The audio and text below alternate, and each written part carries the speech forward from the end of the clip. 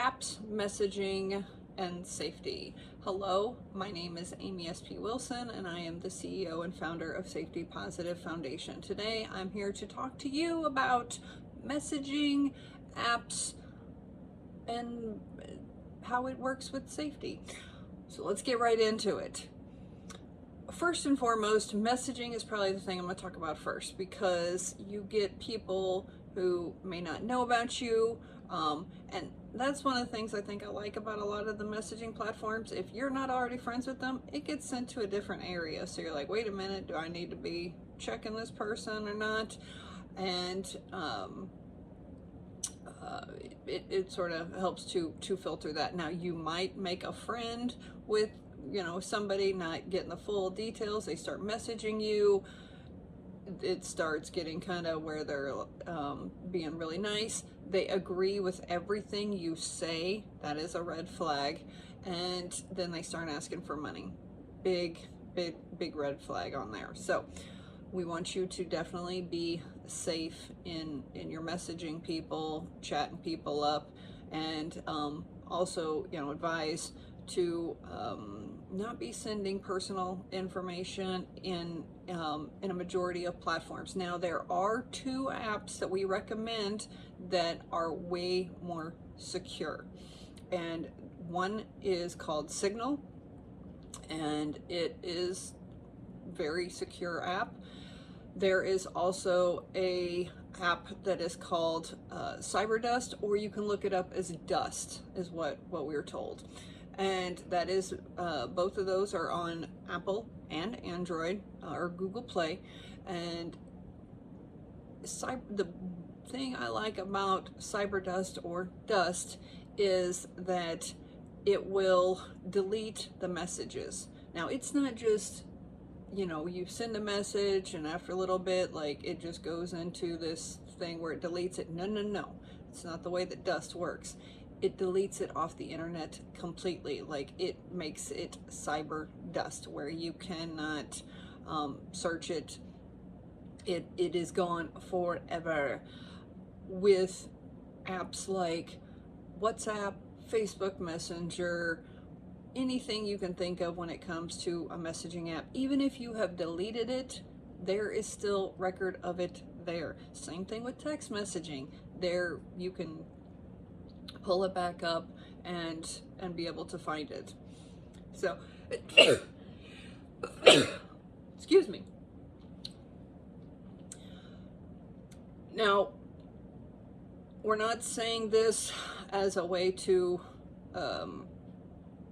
fearmonger, but I do want you to keep in mind that if somebody that you don't know that well is trying to send you to one of these apps, keep in mind of, do they have good intentions or bad intentions? And because as much as we want to use these apps for our good intentions, there are people out there in the world who have bad intentions. One of our community members noted this, and so I want to make sure that it is conveyed, because there's good and bad in everything in this world. Now, when it comes to apps, they're just like little mini websites, but you got an app, boom, there it is. One of the major discussions we got into when it comes to this topic was discussing the cookies. Now, you go to some websites, whether it's Safari, and it'll say, do you accept all cookies? Cookies are a way to monitor what you are doing on that website, on that app. Now, it can be helpful. That, again, we go back to the good and evil here. I have found for myself that, for example, Facebook, it has sent me all sorts of different safety stuff, which is bonus for me, because it's sending me stuff when it comes to the personal safety world that I have not heard about. And I'm like, yes, love it. Let's, I want to learn more about this program, that program. It's super beneficial. And I don't know if you've ever had, a moment where you've been having a conversation with somebody, maybe you're talking over the phone, and then you go into TikTok. TikTok does this a lot to me, where all of a sudden I start seeing content based off of my conversation. For example, I had a conversation about Vanilla Ice, and next time I went into TikTok, bam, I learned about Vanilla Ice. I was like, wait a minute, that's crazy. But it's because you have accepted said cookies. Their focus with any of these platforms is to keep you on their platform as long as possible. So those cookies help to find out what are your interests and to be showing you content that will keep you on said platform. Now you can go to, there's actually for Apple in your settings under, for example, Safari, you can block all cookies if you want.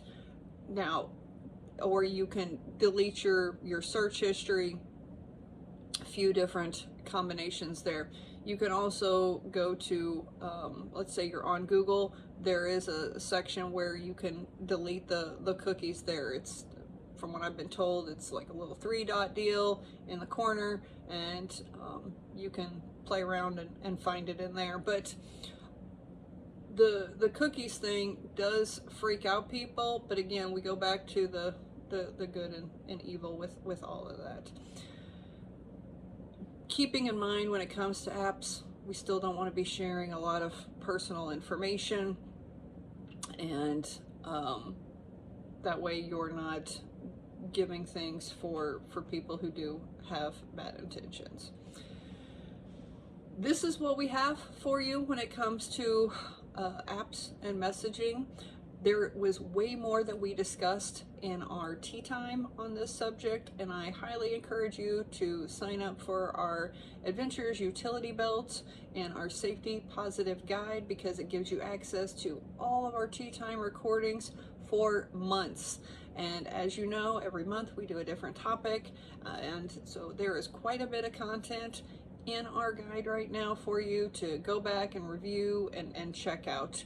The idea behind our YouTube videos is to just give you a little bit so you're up on the know, but we definitely are not going to go as in depth as we do on our tea time. So if you're interested in attending a tea time, pretty easy. You can sign up for our guide. There's links there. You can sign up for our newsletters, and which can be found on our website. And as always, please keep it safe, keep it positive, and keep it safety positive.